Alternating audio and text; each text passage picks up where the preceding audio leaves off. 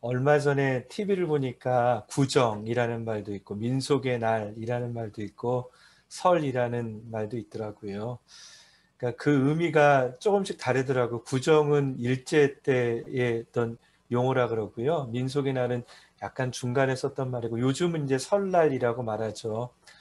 그러니까 저희에게는 너무 감사한 게 양력세와 음력세가 있어서 얼마나 좋은지 모르겠습니다.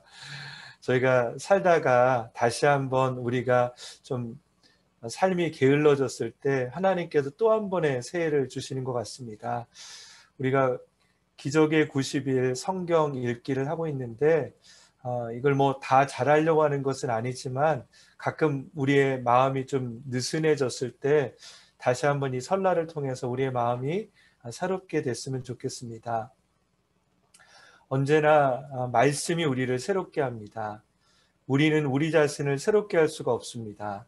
그렇기 때문에 우리는 말씀을 보는 것이고요. 여러분이 이 말씀을 볼 때 어떤 걸 끝냈다가 중요한 게 아니죠.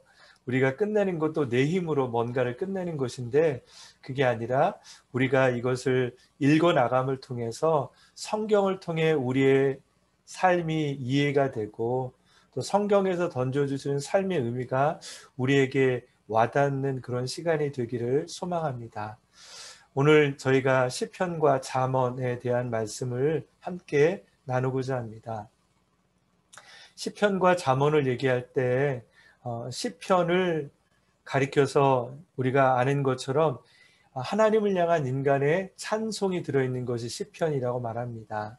그리고 잠언은 또 우리가 아는 것처럼 지혜 중에 가장 큰 지혜를 담고 있는 것이죠. 이 두 가지를 나눌 때 하나는 구속사라고 볼 수 있고요. 하나는 지혜서라고 볼 수가 있습니다. 제가 여기다 적어 놓기는 했는데요. 여러분 지혜서라는 것과 구속사라는 게 뭐냐면 구속사는 하나님과 이스라엘 백성, 특별히 하나님의 선택된 민족과의 특수한 관계 속에서 하나님께서 택한 백성들에게 주시는 어떤 메시지인 거죠.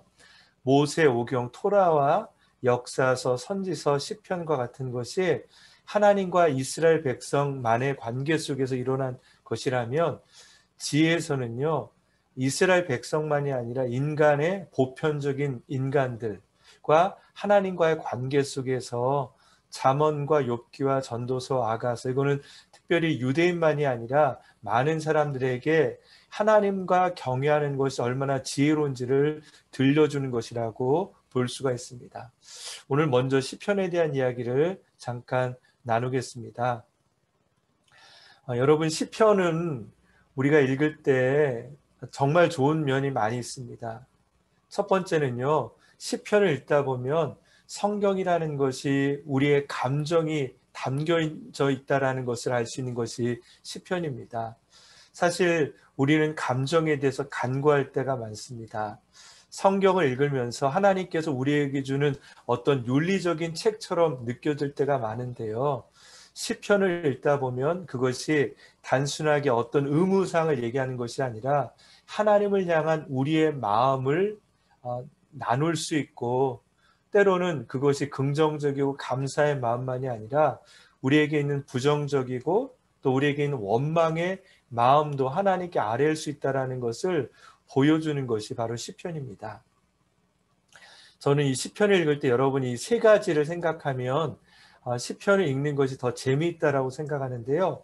첫 번째는요, 이 시편이 아시는 것처럼 이 천년의 역사가 담겨져 있습니다.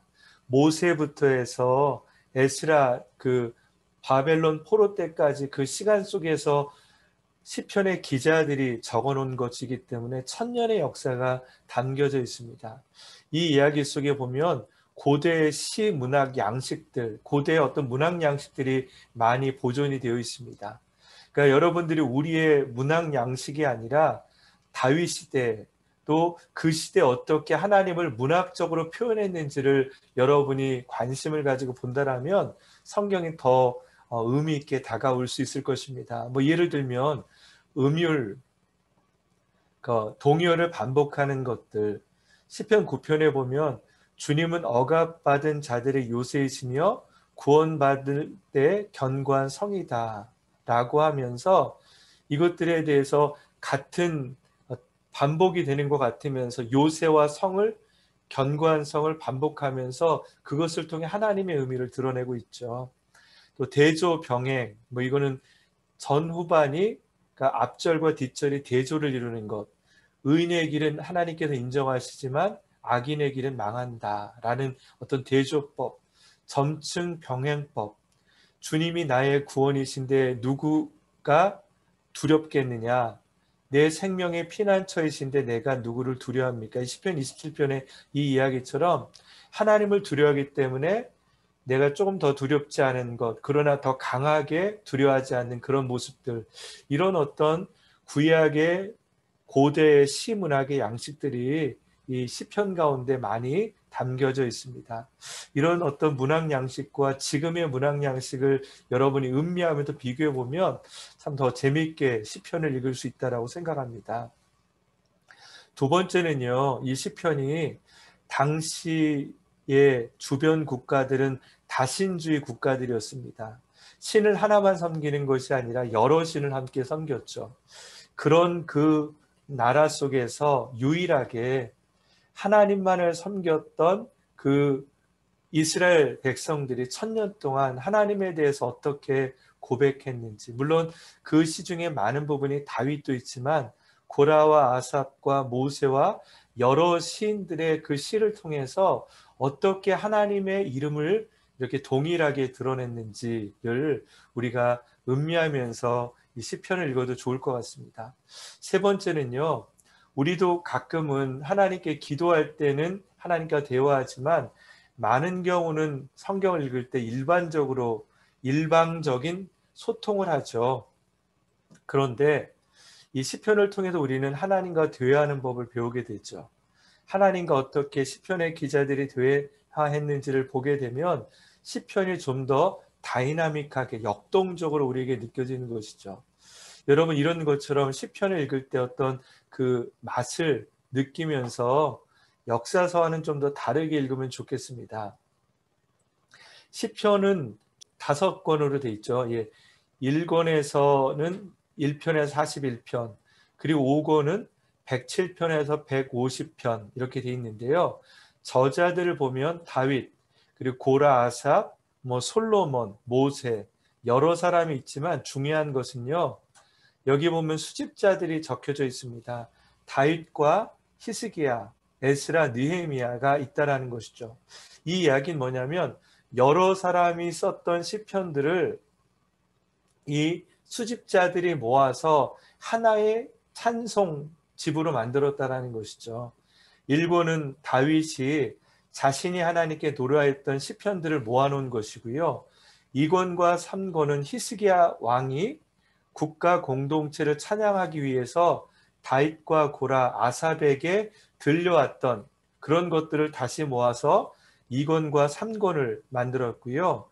그리고 4권과 5권은 추정하기로 에스라나 느헤미야가 바벨론에서 돌아온 이후에 이제 다시 한번 이스라엘 공동체가 하나님을 찬양하기 위해서 하나님을 찬양했던 많은 시들을 모아서 옛날부터 있었던 시들을 모아서 다시 시편을 모았다라는 것이죠. 즉 그래서 이 수집자가 여러 사람들이 모아서 모은 것들이 이 시편이라고 볼 수 있습니다. 그런데 시편을 보면요, 여기 나온 것처럼 모세 오경과 토라와 같이 돼 있다라고 돼 있습니다. 창세기, 출애굽기, 레위기, 민수기, 신명기. 그러니까 토라를 통해서 우리는요, 하나님한테 우리의 메시지를 받았죠. 하나님 우리에게 준 율법이 토라이죠. 그렇다면 이 시편은요, 우리가 토라처럼 하나님께 나갈 수 있도록 우리의 고백을 하나님의 모세 오경과 같이 연결해서 볼 수 있는 것입니다. 창세기부터 신명기까지 이 말씀을 통해서 하나님의 율법을 받는 이스라엘 백성이 오히려 하나님 앞에 이제 찬양하며 나가는 기록들이 담겨져 있다라고 볼 수 있습니다. 저자는 약 1000년 정도 돼 있는 것이고요. 여기에 보면 시편의 유형들도 여러 가지가 있죠. 여기 나온 거는 탄식, 감사, 추임, 그다음에 순례, 왕의 시편, 지혜의 시편, 저주의 시편. 그러니까 이 시편들을 아까 말한 것처럼 그 편집자들이 모았지만 그 편집자들이 모은 한 권 안에도 다양한 내용들이 담겨져 있다라는 것입니다. 감사도 있고요. 하나님의 취임이라는 것은 하나님의 주권을 이렇게 드러내는 것을 의미합니다. 하나님의 주권 통치된 걸 얘기하는 것이고요. 왕의 시편은 하나님께서 이스라엘 통치한다라는 그런 의미가 있고, 그렇지만 이 시편에 보면 또 하나가 중요한 게 우리가 하나님 앞에 탄식하고 또 그리고 저주, 하나님 앞에 원망하는 것들이 담겨져 있습니다. 예를 들면 시편 7편에 보면 그런 내용들이 담겨져 있죠. 예, 시편 7편에 한번 보겠습니다.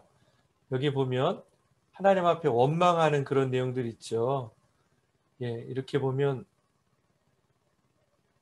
6절 말씀에 보면 여호와여 진노함이 일어나소서 나를 위해 일어나서 심판을 명하소서 이런 말 있죠. 그리고 하나님이 죽이시는 무기를 준비하시며 불화살을 당길 채비를 하고 계시는도다. 이렇게 보면 어떻게 보면 크리스찬적이지 않은 것처럼 보이기도 합니다. 이것은요, 그들을 저주하고 원망하는 것처럼 보여지지만 결국 그 가운데 중요한 것은 17절 말씀처럼 내가 의로우신 여호와를 찬양하며 지극히 높으신 여호와의 이름을 노래하리로다. 그냥 우리는 우리의 원망을 드러내는 것이 아니라 그 원망, 우리의 모든 감정을 하나님께 드러내고 하나님 앞에 그 감정을 다시 한번 올려드림을 통해 나의 모든 것이 하나님께 있음을 드러내는 그런 내용들을 담고 있습니다. 여러분, 그래서 시편의 기자들이 이렇게 보여주는 것들을 통해서 다양한 이야기들이 이 안에 있음을 우리가 보게 됩니다. 그런 저주도 있고 지혜도 있고 다양한 것들이 있다라는 것이죠. 중요한 것은 이 모든 시의 주제는 하나님을 찬양하는 것으로 끝난다라는 것이죠. 인간의 감정에서 시작해서 하나님을 찬양하는 것들이 담겨져 있는 것이 바로 시편이라는 것이죠. 그래서 여러분들이 혹시 기도가 되지 않을 때 이 시편을 활용하는 것도 좋습니다. 여러분의 원망이 있을 때 이 저주 시편을 활용해서 여러분의 억울함을 하나님께 드러내도 좋고요. 때로는 여러분의 지혜가 필요하면 여러분이 지혜에 해당되는 시를 읽으면서 그 읽은 것에 내 마음을 표현하면 그것이 지혜에 대한 기도가 되는 것이죠. 그러니까 우리는요, 이 시편을 통해서 다양한 기도문을 경험할 수 있습니다. 여러분 읽으시면서 나에게 와닿는 기도문이 무엇인지 그걸 여러분이 표시해 놓으시고 그것을 여러분이 보통 때 한번 활용하셔서 여러분의 기도문으로 활용해 보시면 여러분의 기도가 더 풍성해질 줄 저는 생각합니다. 여기 보면 이제 1권, 2권, 3권, 4권 여러 가지 내용들이 여기에 담겨져 있는데 중요한 것은 다시 한번 말씀드리지만 시편은요, 우리에게 찬양과 기도를 통해 성도들의 기본 경건에 대해서 나누고 이것을 통해서 또한 개인의 시이기도 하지만 또한 회중들의 시이기도 했었죠. 그래서 마지막 시에 보면 거기에서 이제 나와 있는 것이 하나님을 찬양하는 내용들이 담겨져 있습니다. 여기 보면 이렇게 나와 있죠. 이 바이블 프로젝트에 나와 있는 것인데 고대 150개의 고대 히브리어에 보면 다윗의 시가 73편이고요. 그 다음에 아삽과 여러 사람들의 고라의 시가 제일 많고 모세의 시도 있고 솔로몬의 시도 있다라는 것이죠. 시편의 주요 주제는 애가와 찬양입니다. 나의 고통을 하나님께 호소하는 것이고 또한 하나님을 찬양하는 것 있고요. 시편에서 1편 복 있는 사람은 주의 율법을 따른다. 이게 아마 여러분 잘 아시는 것처럼 시편의 어떤 머릿말, 서론과 같은 것이죠. 결국 시편을 통해서 우리는요, 복 있는 삶이 무엇인지를 보게 됩니다. 여러분, 우리가 복 있다라는 것은 내가 돈을 많이 벌고 또 우리의 삶이 내가 원하는 계획대로 잘 되는 것이 복이라고 생각할 수 있습니다. 그런데 이 시편에서 보면요, 다윗을 볼 때 그는 많은 고난을 경험하게 됩니다. 광야에도 있게 되고 그의 삶에 많은 죄 때문에 힘들어하는 경우도 있었습니다. 하지만 그가 복 있는 사람이라고 말하는 것은 그가 원하는 대로 되는 것이 아니라 그가 늘 하나님과 동행했기 때문에 그를 복 있다라고 말하죠. 바로 그것이 시편 1편에 나와 있죠.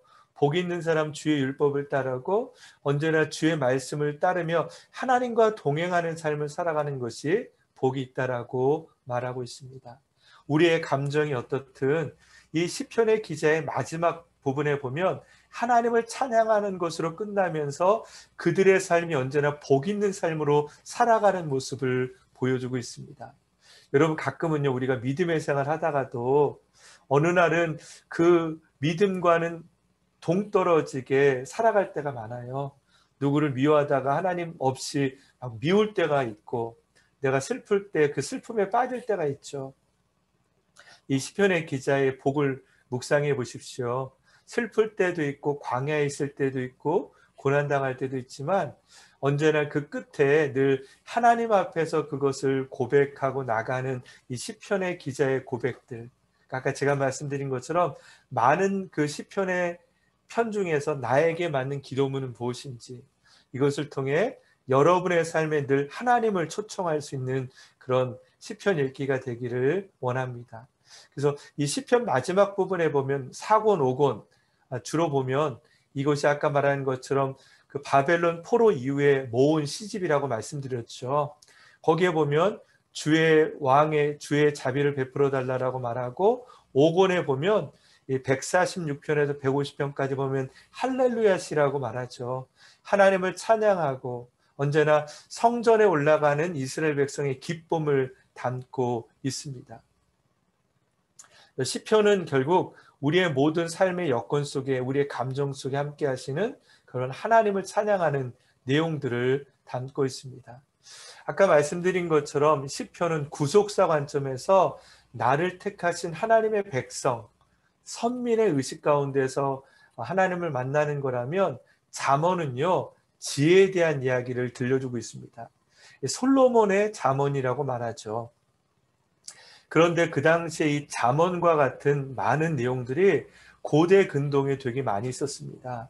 그래서 고대 왕이 되려고 하면 그런 잠언과 같은 그 사람들에게 왕이 되기 위해 어떻게 통치해야 될지, 어떻게 사람을 다스려야 될지 그런 많은 지혜서들이 여기저기에 있었습니다. 여러분, 애굽에도 얼마나 많은 지혜서가 있겠습니까? 그런데 잠언의 지혜서와 애굽의 지혜서가 다른 점이 분명히 있습니다.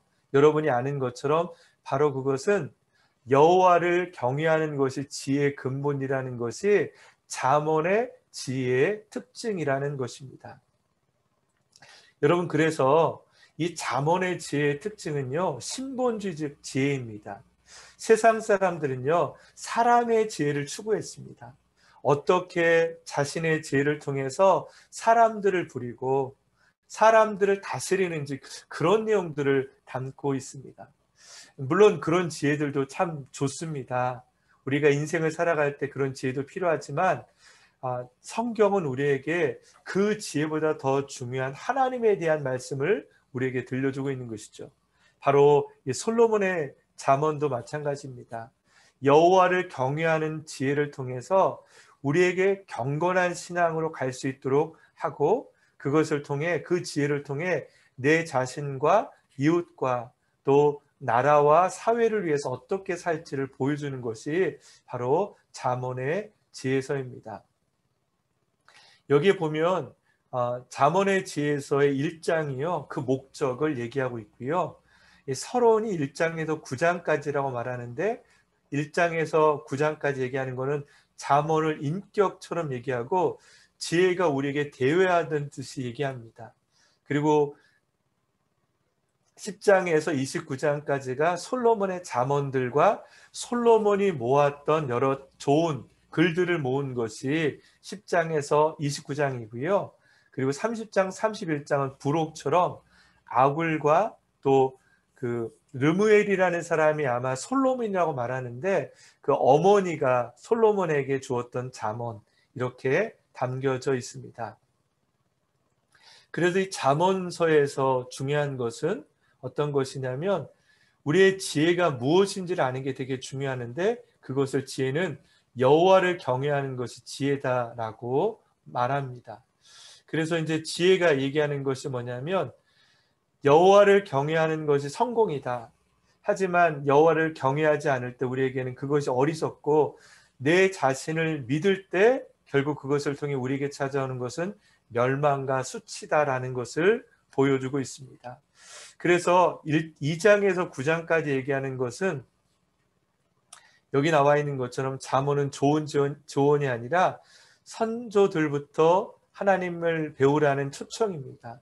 그래서 하나님 앞에 나가는 지혜는요, 우리를 정의롭게 하고 정결케 하고 그 지혜는 관대하게 하는 그런 어떤 지혜가 주는 어떤 원리를 얘기한다라면 10장에서 29장까지는 그 지혜를 통해서 우리가 어떻게 행해야 될지에 대한 내용들을 보여주고 있습니다. 하지만 여러분 여기도 나오지만 이 어떤 분들은 잠언만 읽으면 지혜라고 말하지만 여러분 지혜는 여러 가지 지혜가 있습니다. 전도서는요 헛되다라는 지혜를 우리에게 보여주죠. 욥기는요 고통을 통해 배우는 우리의 지혜를 배우는 것이죠. 하지만 잠언은 고통과 우리의 인생이 헛되다라는 지혜가 아니라 내 삶을 살아면서 누구와 동행해야 되는지 어떤 것이 참된 삶의 원칙인지 이런 지혜를 우리에게 보여주고 있습니다. 저는 그리고 제일 좋아하는 말씀 중에 하나가 뭐냐면 잠언 30장 아굴의 기도입니다. 여러분 이 아굴의 기도 잠깐 제가 한번 읽어보면요.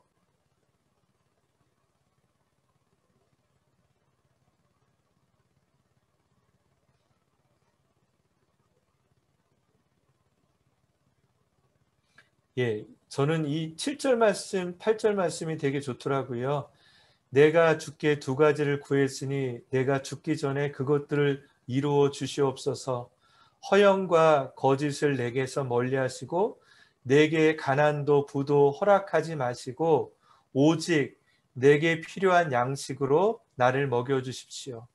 그렇지 않으면 내가 배불러서 주를 부인하며 여호와가 누구냐고 할지도 모르고 아니면 내가 가난해서 도둑질해 내 하나님의 이름을 부끄럽게 할지도 모릅니다. 아멘. 저는 여러분 이 아굴의 잠언을 통해서 저는 하나님의 지혜를 배우게 됩니다. 우리는요 돈에 대한 지혜를 배우려고 합니다. 우리는 건강에 대한 지혜를 배우려고 합니다. 그런데 오늘 이 아굴은요 돈에 대한 지혜를 구하는 것이 아니라 오히려 내가 돈을 추구하면 오히려 그 돈이 나에게 참된 지혜를 떠나가게 할 수 있다라는 경고를 주는 것이죠. 부하기 때문에 하나님 멀리할 수도 있고요. 너무나 돈이 없기 때문에 그것 때문에 하나님 멀리할 수 있기 때문에 하나님 그것조차도 하나님께서 나에게 적당히 해 주십시오라는 그런 지혜를 우리에게 기도로 드리는 것이죠. 여러분, 여러분의 기도는 어떻습니까? 내가 잘 되고 내가 원하는 대로 되는 것이 하나님께서 잘 되는 것처럼 생각하지는 않으시는지요? 여러분, 진짜 지혜는요, 오히려 이 아굴처럼 하나님 저는 아무것도 모릅니다. 나의 발걸음을 인도하여 주십시오.